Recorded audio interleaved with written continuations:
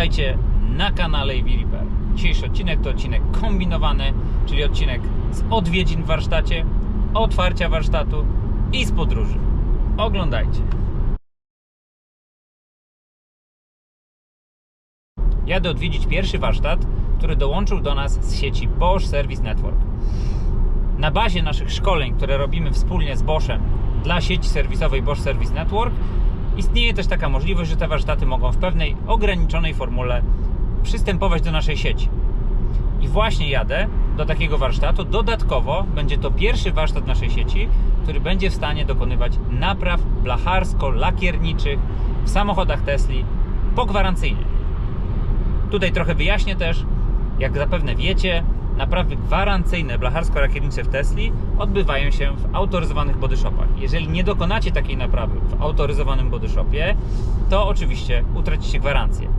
Wiadomo, że takie rzeczy będą się pewnie z czasem zmieniać, natomiast na tą chwilę wciąż tak jest, że jeżeli macie wypadek samochodem, który jest na gwarancji i chcecie, żeby on cały czas był przez Teslę wspierany, żeby, nie wiem, oczywiście to już jest inna sprawa, ale załóżmy, żeby mógł się normalnie ładować na superchargerach, etc., no to jedziecie do autoryzowanego body shopu i tam dokonujecie naprawy. Natomiast rynek bardzo mocno się rozszerzył. W tej chwili mamy bardzo dużą część Tesli, które nie są już na gwarancji i jak najbardziej dopuszczalne są tam naprawy w serwisach niezależnych. Dlaczego jest to ważne? Ważne jest to dlatego, że serwisy niezależne oczywiście powinny działać zgodnie ze sztuką, natomiast mogą korzystać już z aftermarketu, czyli mogą korzystać z części aftermarketowych, tak blacharskich, jak i mechanicznych. Więc istnieje istotna możliwość zaoszczędzenia na globalnych kosztach naprawy, co spowoduje, że ta naprawa będzie wciąż opłacalna. Mało tego, ten warsztat, do którego teraz jadę, współpracuje z towarzystwami ubezpieczeniowymi, więc jeżeli macie wypadek, który jest objęty ubezpieczeniem, ten warsztat będzie w stanie Wam go naprawić i rozliczyć się z Wami bezgotówkowo. Ale nie będę zdradzał zbyt wiele, spotkamy się z właścicielem tego warsztatu i on nam trochę więcej na ten temat opowie. Dodatkowo oczywiście wpadnę też do naszego warsztatu w Poznaniu i wpadnę odwiedzić jeszcze jeden warsztat blacharsko-lakierniczy, z którym prowadzimy rozmowy w kontekście przystąpienia do naszej sieci. Przy okazji zobaczę też, jak wygląda zużycie energii. No w tej chwili nie ma szału. Ogólnie mam średnią 100 km na godzinę, zrobiłem 99,6 km w godzinę i zużycie mam 22,7 kWh, co oznacza, że chyba nieźle cisnąłem i tak też było. O dziwo ta trasa wyjątkowo Warszawa-Łódź nie była tak mocno zajęta, więc mogłem sobie pozwolić trochę pojechać z prędkością autostradową, czyli maksymalnie 140, co oczywiście uczyniłem. No i tyle. Lecę teraz na Odolion, bo akurat warsztat, do którego jadę, znajduje się pomiędzy Bydgoszczą a Poznaniem, niedaleko szybkiej piątki, czyli S5, ale dojeżdżam jakby od tyłu, tak? Czyli jadę jedynką przez Odolion, koło Bydgoszczy i w dół piątką. To tyle na tą chwilę. Odezwę się później z Odolionu jeszcze, jak to wszystko wygląda, a później już z warsztatu nowego, certyfikowanego. No i słuchajcie, dojechałem do stacji Odolion po raz kolejny. Zużycie 22,2, powiedzmy 3 kWh na 100 km. Odolion jak zawsze pusty, to mnie trochę zastanawia. Pewnie w lesie będzie sytuacja zupełnie inna, będą wszyscy jechać nad morze z Warszawy na przykład. Natomiast w tej chwili są pustki, to jest drugi raz, kiedy mam taką pustkę. Samochód już ma, o proszę, prawie 2000 km. Podczas tej trasy pyknie mi 2000 km. Hamulce dalej piszczą, nadal nie wiem dlaczego. Mam swoje podejrzenia, ale tak jak mówię, musimy mieć kiedyś czas, żeby po prostu wziąć go na podnośnik i te hamulce rozebrać. Idę do McDonalda, moi drodzy, i będę się odzywał z trasy i prawdopodobnie już z tego warsztatu, o którym mówiłem wcześniej. Mam już za sobą większą część trasy, dojeżdżam właśnie do lokalizacji. Przy okazji powiem od razu, że jest to Bosch Service Przemysław Jagodziński. Przy okazji oczywiście też z Przemkiem będę rozmawiał, a ja zdam relację jakby z zużycia energii. No i tutaj mam problem, bo zapomniałem wyzerować od początku trasy, także nie mam globalnego zużycia energii. Natomiast za ostatnie 85 km, czyli wtedy, kiedy ruszyłem spod Odolionu, no znowu mi zużycie spadło do 17 kWh, mimo że teraz jadę S5, ale wlekę się na razie za ciężarówką, bo po prostu nagrywam dla Was. Więc no cóż mogę powiedzieć, jak zawsze potwierdza się to, co mówimy. Zawsze, czyli temperatura ma wpływ, ukształtowanie terenu ma bardzo duży wpływ i pogoda ma wpływ na to, jak wygląda zużycie energii. Ciężko wciąż jeszcze mi wyciągnąć takie daleko idące wnioski co do tego, czy Uniper zużywa więcej, czy mniej. Wciąż odnoszę wrażenie, że standardową starszą Tesla Model Y to zużycie byłoby mniejsze. To jest taki mały wtręt z trasy pomiędzy. Nagram jeszcze oczywiście na miejscu też, jak będzie to wyglądało od strony zużycia. No i później w Poznaniu i później w drodze powrotnej. Sumarycznie, jeżeli dobrze kojarzę, to będzie około 600 km, czyli znowu taka raczej nie specjalnie długa trasa. Powiedzmy standardowa trasa przedstawiciela handlowego. Ale da nam już jakiś ogląd tego, jak zmienia się zużycie energii wraz ze zmianą pogody.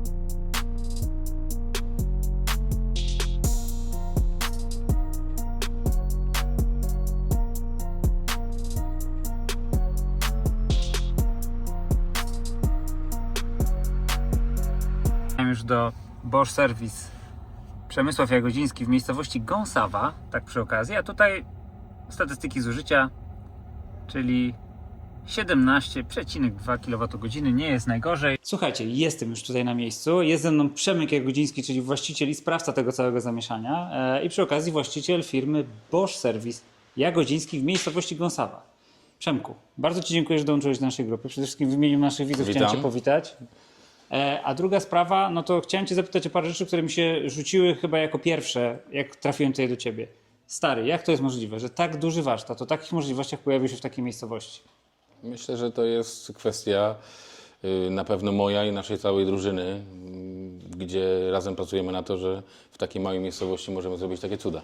No to są cuda, powiem Wam szczerze. Zresztą zobaczycie na przebitkach. Bardzo duża ilość stanowisk. Jeżeli dobrze skojarzyłem, 6 stanowisk mechanicznych do takiej mechaniki szybkiej. Tak, oraz duża hala.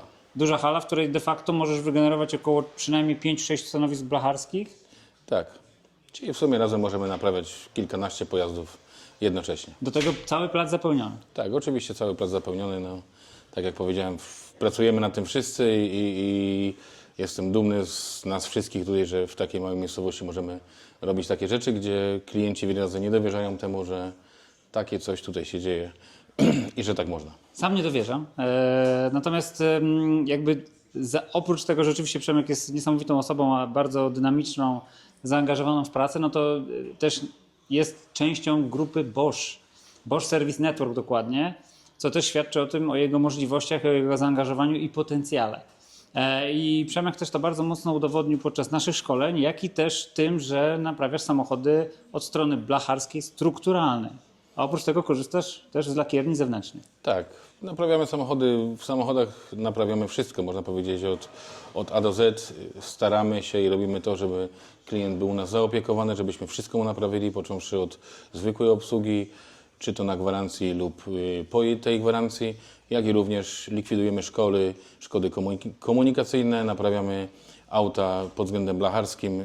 W każdym aspekcie opiekujemy się klientem, począwszy jeżeli chodzi o szkody od samego początku, czyli od powstania szkody, czyli podpisania upoważnienia, zakończywszy na rozliczeniu z ubezpieczalnią oraz przez cały proces prowadzenia tej szkody, gdzie wiemy, że z ubezpieczalnią wiele razy to niestety trzeba dużo cierpliwości i dużo determinacji, żeby zakończyć. Tak, i kapitały również, żeby zakończyć to wszystko finalnie, żeby klient był zadowolony, żeby do nas wrócił i żeby nie czuł dyskomfortu.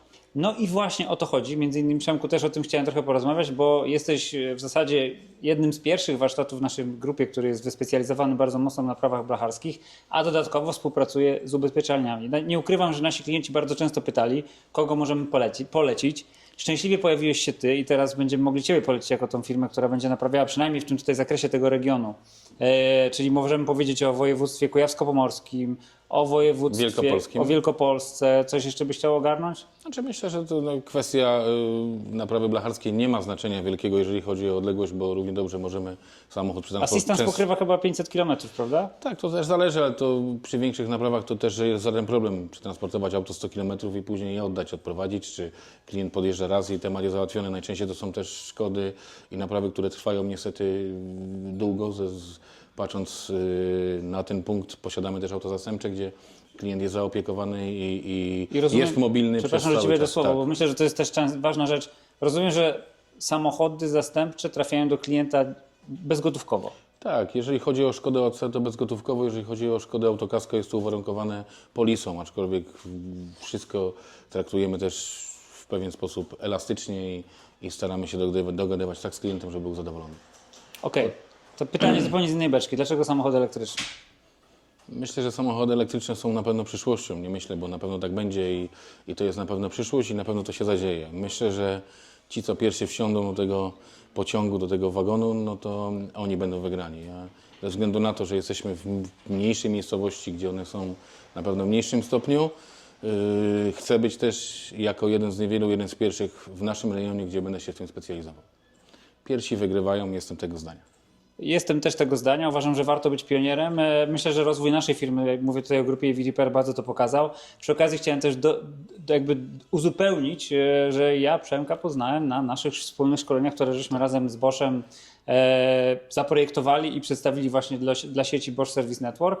I Przemek się zapalił do tego pomysłu, żeby rozwinąć się troszeczkę bardziej, jeżeli chodzi o samochody elektryczne i dołączyć też do sieci EV Repair, oczywiście w pewnym standardzie, który jest przeznaczony dla warsztatów sieci Bosch Service Network. To jest oczywiście osobna umowa, ale tak czy siak bardzo się cieszę i przede wszystkim niesamowicie się cieszę, że wreszcie mamy miejsce, gdzie możemy odsyłać Was z tymi wszystkimi obtarciami, szkodami komunikacyjnymi, a szczególnie w samochodach, które są już po gwarancji, bo wreszcie możemy z czystym sumieniem kogoś Wam polecić. Przemku, bardzo Ci dziękuję, Dziękuję bardzo. a Was zapraszam do Gąsawy, moi drodzy.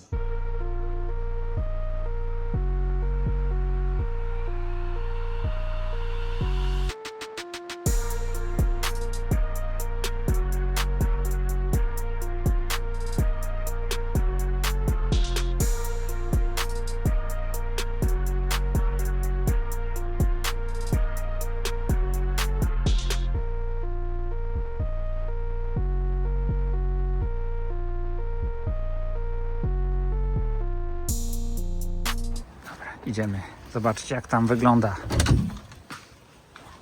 Witam, cześć. Siema. Tutaj niestety wstęp zbroniony, ale pozwolę sobie. O, jest i Łukasz.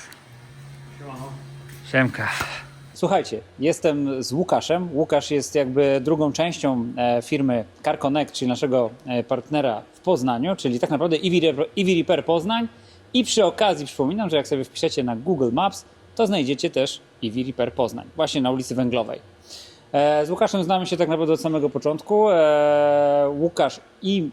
Łukasz i Michał, którego wcześniej poznaliście, tworzą tą firmę wspólnie.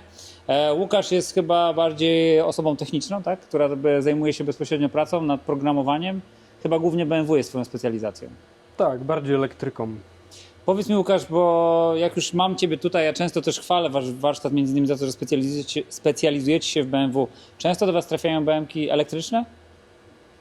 Często, najczęściej powypadkowe, zablokowane albo z jakimiś problemami, ale to najczęściej hybrydowe modele. No. Bardziej by mi chodziło o stricte elektryki, bo pamiętam, że nawet robiliście chyba uruchomienie ostatnio iX. X i czwórki, no dużo tego jest dosyć. Takich elektryków, stricte elektryków, ale to najczęściej właśnie po wypadku zablokowane. Okej, no jesteśmy w Poznaniu, więc czego można byłoby się spodziewać? Blisko granicy. Blisko granicy. Tesli też widziałem, że ostatnio robicie coraz więcej, że często się pojawiają, ale to chyba z tego co zrozumiałem, to jakby ty się tym nie zajmujesz, tylko bardziej Michał? Zależy, no. Ja jak nie mam akurat jakiegoś case'u BM-kowego ciężkiego, to wchodzę w Tesla. Ale ogólnie teraz tak jakby, wiesz, cofając się w czasie, dobre słowo można tak chyba powiedzieć. Jakbyśmy się cofnęli o te 3 lata, kiedy zaczynaliśmy współpracę, to widzisz chyba ewidentnie przyrost ilości samochodów elektrycznych, czy nie? No oczywiście, że tak. No, całkiem spory. Całkiem spory, Nawet nie? sam już myślę delikatnie. Naprawdę? No, widzicie, co się dzieje? Nawet Łukasz, który dotychczas nie był tak nastawiony na samochody elektryczne, chce zmienić. To co kupisz? Co rozpatrujesz jak samochód elektryczny? Nową trójkę albo i czwórkę. Nową trójkę, Tesla trójkę. No. Nową? Znaczy najnowszy model, Najnowszy model. ale nie wiem jeszcze. A czemu taki wybór? Bo ma wentylowane fotele Okej. w końcu.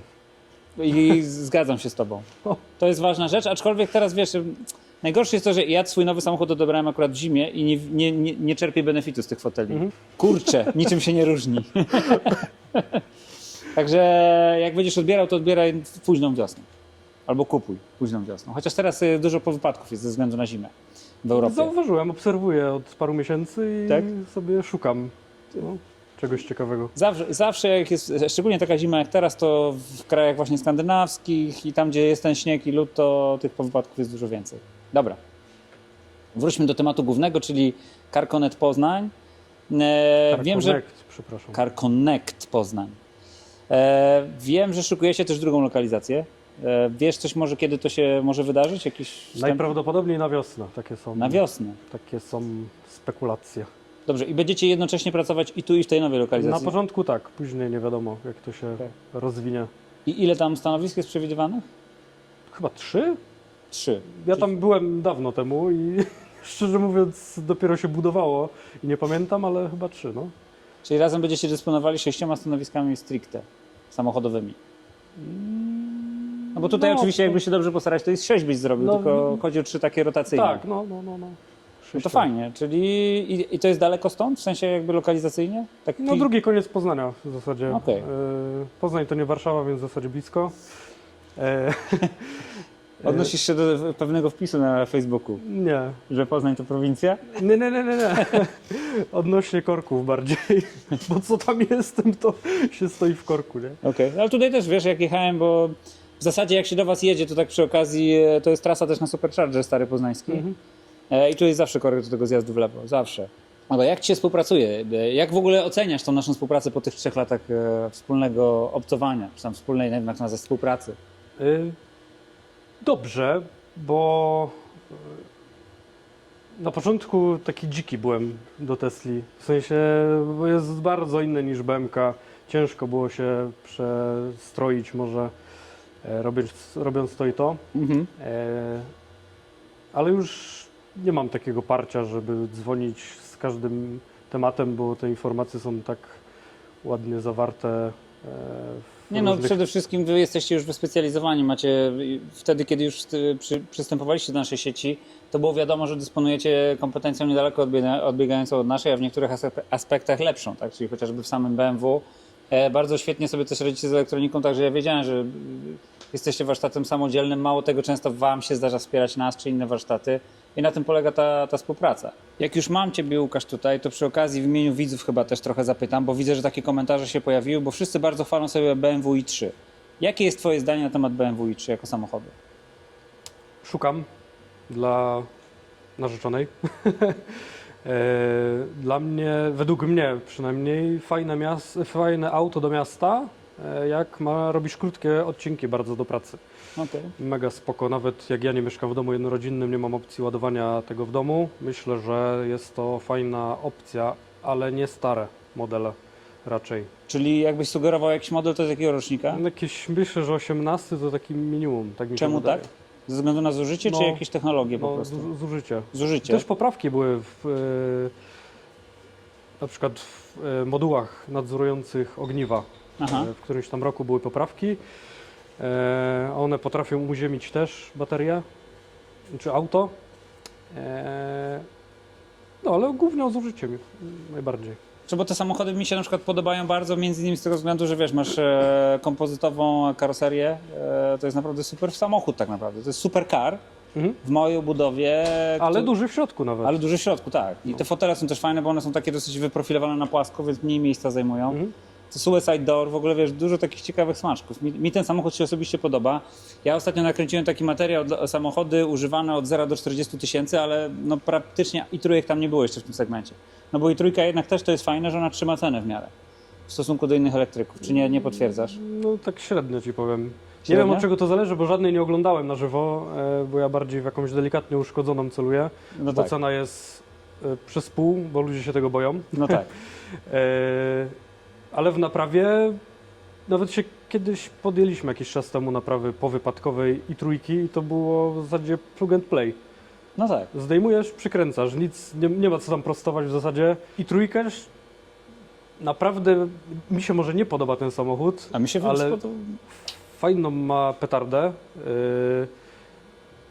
I nawet bym powiedział, że jest taki oszczędny w swojej... oszczędny, ponadczasowy. No i wiesz, i on w środku jednak wciąż, pomimo że małych gabarytów, to on jest luksusowy w środku. To jest samochód, powiedzmy, którego nie ma co się wstydzić, jeżeli chodzi o wnętrze. Mi się wnętrze BMW i3 z tych starszych samochodów podoba najbardziej. Jakbyś go porównał do Mitsubishi Aimewa, czy do Nissana Leafa, czy do czegokolwiek takiego, no to wiesz, ten samochód jest no niebo lepszy i nowocześniejszy z wyglądu, jak na tamte czasy. Słuchajcie, ruszam z Car Connect, lecę dalej.